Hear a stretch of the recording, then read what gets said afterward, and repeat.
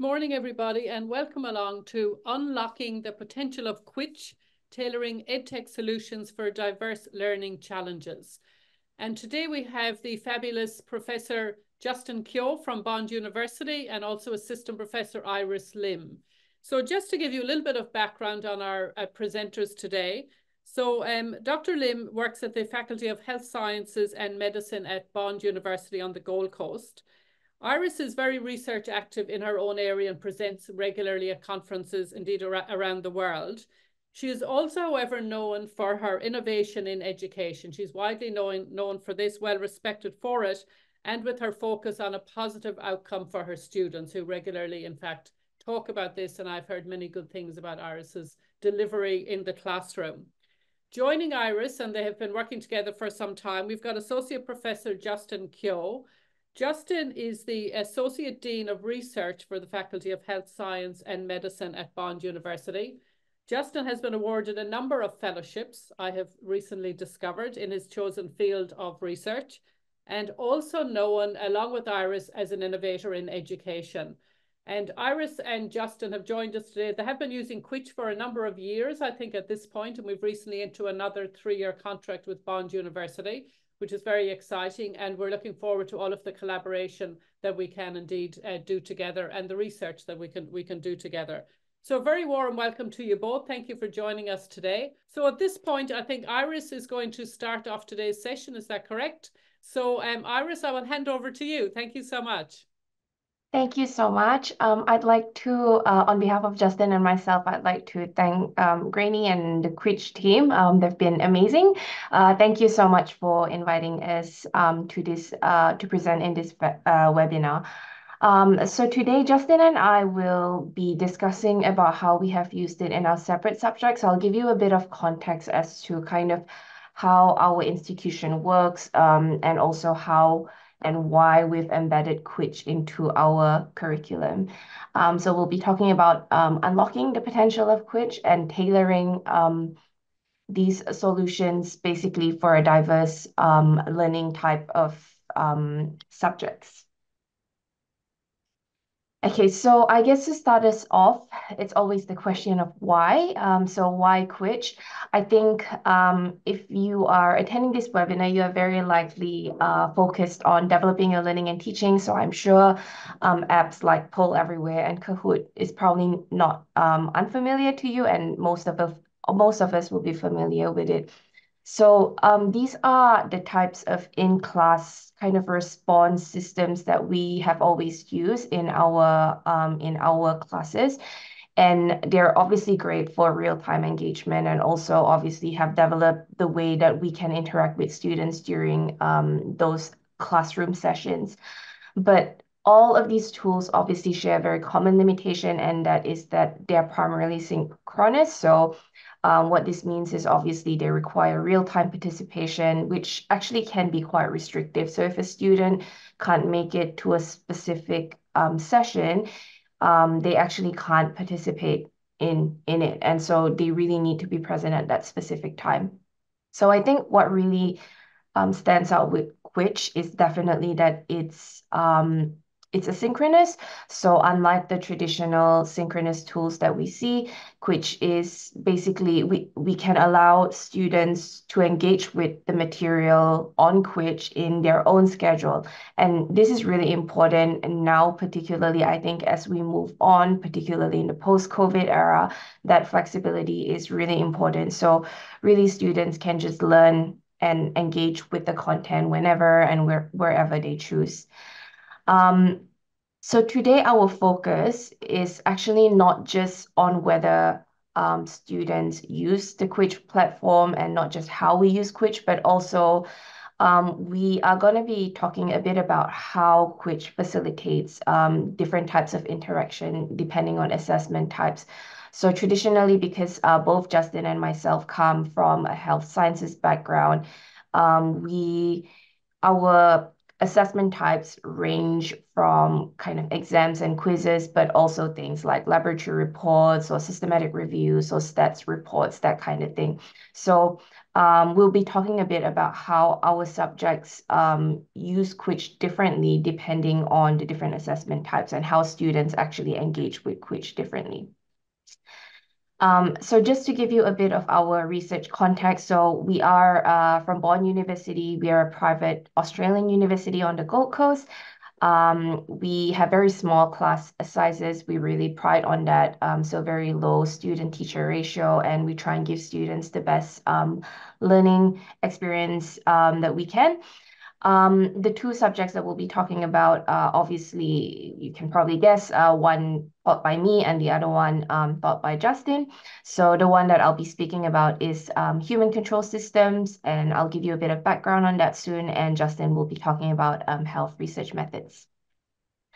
So I'll go into my subject first. So human control systems is pretty much as it sounds. So it's actually, we learn about how the body is controlled.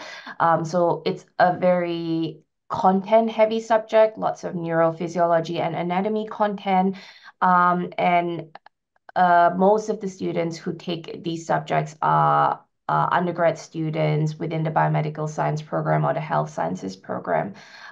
Sometimes they also take it to go into a further allied health program like occupational therapy or physiotherapy. Because of the nature of the subject, it's very content heavy and kind of physiology and anatomy heavy. The primary assessment type is exams and tests and quizzes. And so I really think that this is where Quitch shine because I'll show you in the next slide, but basically the usage of the students um, is very highly correlated to when those assessments are actually on. So how did I use Quitch in my subject? So I would give the students 2 weekly quizzes. Majority of the questions would be MC multiple choice questions or true false questions across the 12 teaching weeks that we have. And then I'll probably upload like a final one, which is just almost like a mock test kind of quiz at the end, just before the end of semester exam. But in the weekly quizzes, the 2 weekly quizzes, one would be just a very simple knowledge check quiz. So it's kind of like I deliver the content in the lecture, and I will then release the quiz to check how the students are going with just the knowledge that I just delivered in the lecture. Then after we've had other sessions like the tutorials where we can actually really start to apply the knowledge, at the end of the week, I will release the next quiz, which is, I kind of call it the Apply Your Knowledge quiz. So these questions will be kind of more high level questions. So we're talking about like application based. So these are probably slightly more similar to what they would come across in the exams. So this is the Quitch usage across my semester. So this is just one particular semester. A couple of years ago. So you can see at the start, there's a bit of a peak, obviously, because it's something new and the students are trying to get used to the platform. But I think it's really nice to see that the students really engage. And I mean, I think we all know this. In reality, students do cram before exams and tests. So you can see that peak in usage before the mid-sem exam and then before the anatomy quiz and before the end of semester exam. Not so much in things like laboratory reports, which is something that definitely is the focus of kind of our research. So obviously Quitch is very useful for students to revise content for assessment types like quizzes and mid-sem exams. A bit of correlation between Quitch leaderboards and also the student final grades. So you can see here the scales for the final grade. So we have a high distinction, credit, pass, and obviously fails. And the student engagement. So the Quitch leaderboard scores, obviously, I'm sure the Quitch team can probably give a bit more insight on this, but the leaderboard scores obviously measures how much they engage with the app. And so those, you can see that the higher the grade, it's quite obvious that most of the students who engage with Quitch are sitting at the higher grades as opposed to the lower grades. We also did a bit of a direct correlation here. So, and again, it was statistically significant whether it was a positive correlation with the final subject grade and also the Quitch leaderboard scores.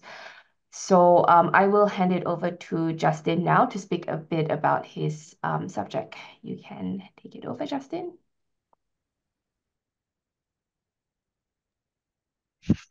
Thanks very much, Iris. Hopefully everyone can hear me. So yeah, thanks for the introduction, Granny and Iris. The subject I've taught the last few years has been health research methods. So it's a broad overview of common health-related research design types. So observational epidemiology research, randomized controlled trials, systematic review, surveys, qualitative research are all things we touch on, as well as ethics. There's also plenty of statistics that is embedded in the subject as well. So again, a subject that is quite heavy in content. It's a very broad overview of these sort of areas, and not something that every student in their fourth semester necessarily thinks is highly relevant to where they want to go. So there's a little mix of perhaps engagement in the subject from those who really enjoy it to those who aren't really a fan. And we're going to present some data today across two different years. So in 2022, we had a real mix of assessments, which I'll talk a bit more about on a diagram in a minute, which will highlight that much easier. We had lots of quizzes throughout the semester. 2024, this year, where we taught it, similar assessments, but basically the quizzes have been removed and a mid-semester and final end of semester exam have replaced those. So, and just a little bit of, I suppose, just reducing some of the other components of the other assessments. So the way I've used it, similar in many ways to Iris, we have one weekly quiz, which is uploaded each week. I use the sort of template where there's 5 MCQs and a true and false question, and that was done across each of the 12 teaching weeks. Use those questions a couple of times in tutorial classes. So that was something we did. So that was sort of how I used it. And when the students were actually using it, I'd also go over some of those questions that they didn't get as well as other questions in those weekly tutorial sessions. But you'll see how, particularly this year, that wasn't done as much. Next slide, please, Iris. All right, so here's the data from 2022. So again, similar to what Iris presented before, on the vertical axis, the number of questions answered at different time points, and then the subject timeline from the start on the left to the end of the subject on the right-hand side. So we see a vast number of peaks that occur. So these first ones up here leading into the first quiz, we have multiple quizzes throughout the semester, and we typically see again spikes in the usage prior to those quizzes. So we had 6 quizzes across the semester. This was sort of a result of COVID and having those done online, and they accounted for 5% each. So pretty much the main spikes were those quizzes, and there were still little bits and pieces where they were using it in between that. But those quizzes were typically every 2 weeks, in addition to the lab stats report and an oral presentation on a systematic review. Next slide, please, Iris. This is what we had this year. So we still had the lab activity statistics report. We still had the oral presentation assessments for the systematic review. And you see virtually no Quitch activation there. Prior to the mid-semester exam, we saw a big peak at just over 2,000 questions answered on one day and just around that, and then a very large peak at the end of semester, getting in close to 4,000 questions answered the day of or before the exam. So the way that we changed those assessments, those 2 semester, mid-semester was 15%, end of semester 35%. You see the pretty much the entire subject usage concentrated just prior to that in terms of helping them prepare for those two exam-based assessments. Whereas leading up to the stats report or the oral presentation, or even throughout the semester, the students didn't necessarily see much benefit in using it throughout those periods of time. They saw the benefit in terms of those exam studies preparation. Next slide, please, Iris. So again, some slides here similar to what Iris presented for human control systems. So in 2022 on the left, we didn't really see any clear relationship between Quitch leaderboard score on the vertical and the final subject grade. So the horizontal line in those box plots, the median, is all pretty similar across those different grade distributions.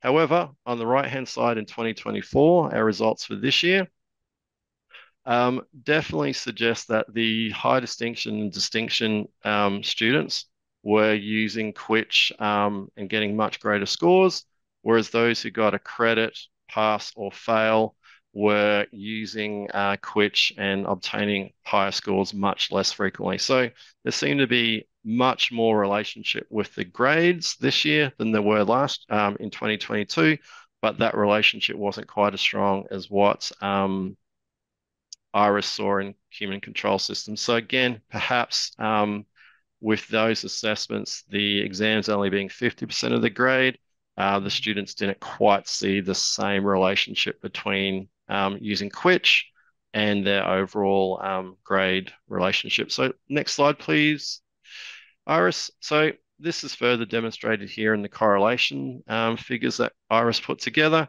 So again, in 2022, the correlation was only 0.18, wasn't statistically significant. So there's no real strong relationship between their final subject grade on the vertical and their Quitch leaderboard score on the horizontal. Alternatively, when we look at 2024, the relationship is now statistically significant. It's If we look at the correlation, we round that to 2 decimal places, it's 0.50. So it's a much stronger relationship than it was in 24, where the only real change was the change in the way that we did the assessments, with the exam type assessments going from a 30% overall grade for the 6 quizzes up to 50% across the mid-semester and end of semester exams. So based on our sort of data, it would appear the greater the percentage of grade that's associated with quizzes, with some sort of exam or something like that, you are going to get a greater correlation between the Quitch leaderboard score and their final subject grade. Next slide. All right, this is Iris just to wrap up for us. Thanks, Iris. Thanks, Justin. So just a couple of, I guess, take-home conclusions that I wanted to point out. Quitch definitely sets itself apart from other synchronous platforms, we believe anyway, like Kahoot, Poll Everywhere, Socrative. And it can be used complementary. It's not to say that if you use Quitch, you need to stop using any of the other platforms. It's really complementary because it provides the flexibility, offering that anytime, anywhere engagement for the students. So they can learn at their own pace.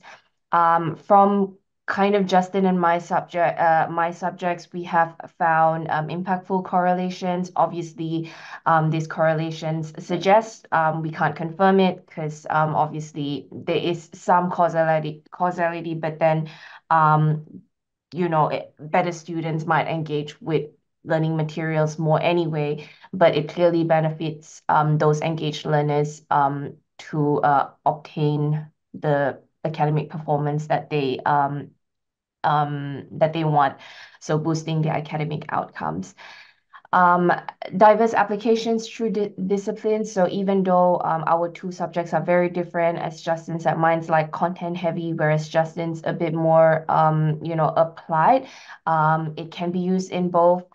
And lastly, something that we didn't necessarily present any data on, but it's just lots of informal feedback, both from students and also from us as educators.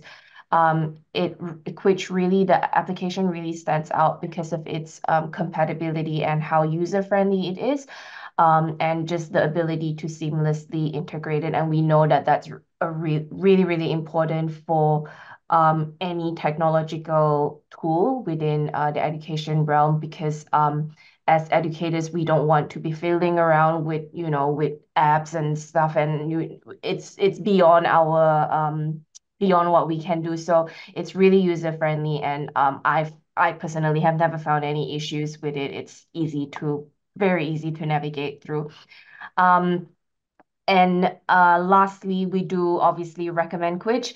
Highly recommend, particularly obviously in courses with focus on examinations and tests, and highly recommend to integrate Quitch into curriculum. It's a really substantive way to enrich our environment, and it does provide a robust platform for asynchronous learning alongside with all the classes that we already use traditionally. Thank you, everyone. Thanks again for inviting us to speak. If you have any questions, we're happy to have a discussion. Granny, yeah. Yeah, that sounds great, Iris and Justin. Thank you so very much for the presentation. That was fantastic. I like the way, and I think it was important with students, and in particular, you talked about the flexibility that we need as academics to be able to provide post-COVID in particular. We kind of knew it, as you said, beforehand, but we know now more and more students are very, very busy. They are looking for flexibility. So how do we accommodate that?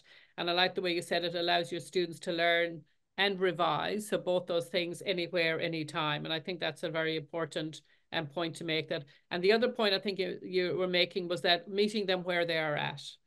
So, students, those large theatres, they're very busy. They're not always wanting to turn up and so on. And I know at Bond, you do those small classes, which is fantastic. I think every university in many ways would love to be able to have that opportunity, but we must be able to, meet the students where they're at, as you said. I also like the way you gave that health science background and you talked about that very heavy content that you have. And I think that is kind of across, from what I can gather from other academics using Quitch and health science, that tends to be across the board. We've got some universities in the US using it with nursing, and especially in those first year units with that content heavy areas, I think is, critically important to support our students at that period. So I had those things. I'm going to come back to you in a moment, Iris, but I had a couple of things with Justin as well, talked about the heavy content. And it was interesting, Justin, in terms of when you changed your assessments, how things changed in terms of that level of engagement that the students had with the platform. I thought that was really interesting.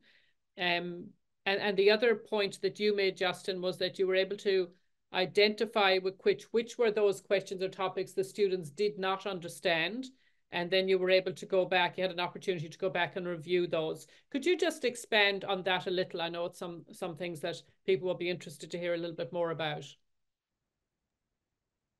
Yeah, thanks, Granny. So I think one of the great things with Quitch is the metrics which you get. Like again, previously with other tools, you might have to do a lot of, in essence, Excel work to figure out what questions were done well or not so well within your cohort. So based on just the simple metrics that are provided for each of those weekly quizzes, we can see which questions are done well, which questions weren't done well, and that then makes it super easy for us to go, okay, for some reason the students don't understand this aspect of, let's say, the difference between a case control and a cohort design in terms of epidemiology. So that then allows me in the seminar to then just focus a little bit more on that topic and assist the students then understand that a little bit better. That didn't work quite as well this year because they didn't use it so much throughout the semester, but particularly in 2022 when they were using it more frequently across the semester, at least a portion of the students, that was easier to do. But when I did embed it in a couple of those tutorial sessions at the start of a session, again, we could identify straight away which of those topics weren't well understood. And then I can flip to some extent what I was going to do in that session to accommodate and focus on that aspect more so than the areas they already understood well. Yeah, fantastic. And I think, Justin, that's exactly why a lot of people talk about that that traffic light system and given that data straight away in front of you as an educator. And I know myself, when I was using it, I found that I was spending way too much time on some topics and not anywhere near enough on those that I could now see very clearly. 80% of students hadn't understood what I was talking about when I'd gone through that. So I think, yeah, critically important that we have those metrics, because it's too late when we're mocking exams at the end of semester to be of any value. And that's what was kind of happening with me before I introduced Quitch and so on. I could find out people didn't understand things, but I can't help anybody at that stage. It's too late. Yeah, So thank you for exactly. that. And Iris, on that, can I just go back to you a bit? You talked in particular about the knowledge check quizzes that you had and the value that they actually brought to your students. Was that again was that in a similar way you were using that to how Justin's explained and using the traffic light system? Or how were you working with those knowledge check quizzes, or how often were you delivering those? Yeah, so definitely very similar. I think any feedback from the students is very useful, and I think it's just how we use it as educators, right? So, and I think which really provides us with that feedback in a very accessible way. So with the traffic light system and all of that, so really accessible. It's again, as Justin said, it's easy to just scroll through. So I do it. So the way that our subject works is we have usually, anyway, most of our subjects, we have a lecture at the start of the week, and then we have some sort of tutorial session where they apply their knowledge, and maybe a practical session somewhere there. So I always release the knowledge check questions after the lecture, and I do encourage the students, and I mean I encourage it as much as I can. We still see the pics just before the assessment, but I encourage it as much as I can to say, actually, this is where you should do it. And I think something that I guess we overlook as well is that the students can do it so many times, like they can do it however many times they want, so they can attempt at it anyway. And I always remind them that like it's okay. You don't Students try, and I don't know, I guess this is I see it in our field. I don't know if other fields have it as well, but I'm going to presume it's slightly the same, where students save questions if they think it's like a revision question, so they'll do it right before the exam. But I mean, I always tell them like, actually, don't wait till the exam, because if you don't attempt it, I won't know whether where you're struggling with, and I can't then focus kind of where I should go, particularly in like revision sessions just before the exam. So yeah, I use it very similarly to Justin. Yeah, no, fantastic. I mean, and that makes perfect sense, Iris. If we're not getting that feedback from the students, then we're lacking that guidance as educators as well. So yeah, really important from that engagement level. The next thing I wanted to ask the two of you was kind of next steps for you. So I know you both do quite a bit of research. You're both known for your innovation in education in terms of the technologies you introduce and the impact. Have you plans to write some research papers, and what are your thoughts around that?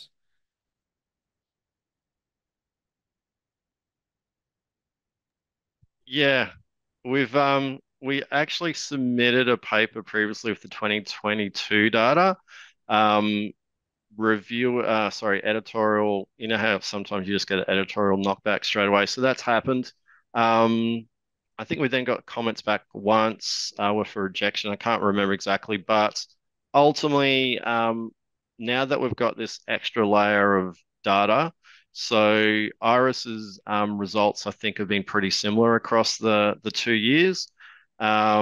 And then since my results are quite different based on the assessment changes, I think we've got a much stronger paper now. So Iris has basically got multi-year data where the results are pretty similar, saying it's a quite a consistent relationship. And again, the sample size, Iris, I think your subject's again in that 80 to 100 student range. Is that right? Yeah. Yep. So health research methods is in the same category as well, close to 100 students. So I think the messages that were sort of portrayed today could be quite a nice message of how this tool is used. And one of the other things for educators as well. So this year when I started using it and had the assessments different, I was a little bit at one point like, oh, come on, students. I'm doing these questions for you. I'm uploading them each week. And then that middle period after that end of semester exam, they weren't using it. And I'm like, at one point, I'm like, oh God, do I keep using this? But then I thought, no, just keep going. They'll use it. I'm pretty sure they'll use it leading up to the exam. So the way that we might deliver it or provide it to the students might not necessarily be the way that they most likely use it. And while Iris, I think, is correct that using it more periodically throughout the semester would be useful, so they can build that knowledge more progressively over the semester instead of a massive cram at the end.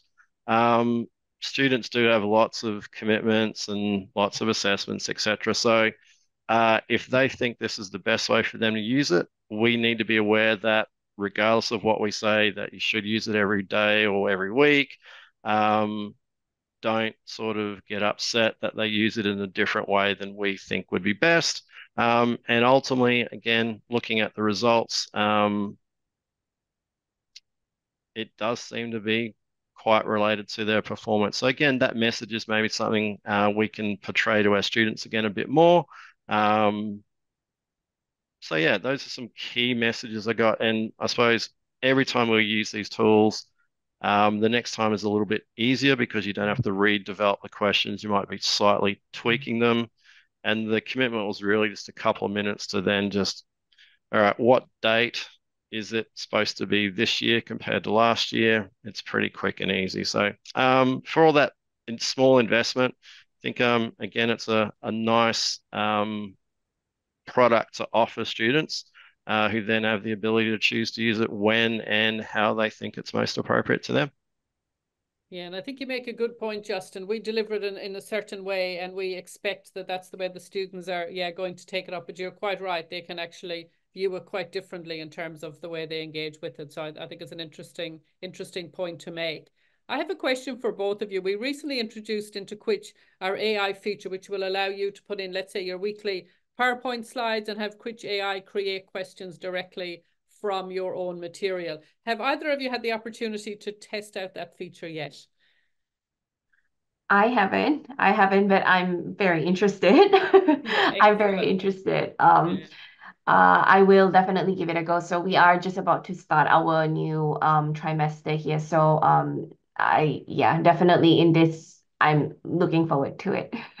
Yeah, no, great, Iris. And I know because you talked about creating those quizzes, and Justin, you as well. And I thought hopefully this new feature will make life an awful lot easier for you. You can populate with, I'm sure in health science you have many case studies and so on as well. So you can populate all of those and have Quitch kind of, create those summary questions from you and those knowledge checks as you talked about as well, Iris, especially with that heavy content. So just before we wrap up, do either of you have a couple of words of wisdom that we can share when we share this out with the audience? I think I probably have one that I haven't mentioned. I think I've already said a lot, but really, I think I just wanted to follow up on something that Justin said, and it's really about actually also like just letting our students know like that there is really value in this. So I do that. Like I I hold back for a bit at the start of the semester and I just introduce them to the tool. But then straight after their midsem, I will show them those correlation data and I will show them this other I mean obviously anonymous, but these are the students who got this specific mark and this is their leaderboard score. So it's about engaging with it. Like it's, and when they see it visually, then they feel like, oh yes, there is actually value in that. So that's probably the last thing I wanted to point out. Yeah, I think that's a really good point, Iris. It's, yeah, when something is actually presented in front of you, you can see it there and then it kind of really makes that impact. Thank you for that. And Justin, any final words from yourself? Not really, but I think what Iris mentioned just there about showing it to the students, I think I'll be more explicit with that next year, where we talk about correlations and box plots in different aspects of the stats in the course. I might actually pull out some of our data and use that as an example of a why Quitch is an important aspect for many of you in your sort of study preparations, but also just as an example of interpreting those statistics using something that is more similar or something that they've actually contributed to rather than something from a paper on some health topic that some students are interested in, but then others aren't at all. Yeah. Yeah, absolutely. No, I think, yeah, that sounds fantastic. Well, Justin and Iris, a massive thank you from us for presenting today. It's been really valuable. And I think many people in health science and beyond that will get great value from it. Great. So Justin, Iris, a huge thank you so much. We will, as I said, we are recording this and we will share it with you both after the event as well. Thank you again. Thank you so much. Yeah. Bye now. Thanks so Bye. much.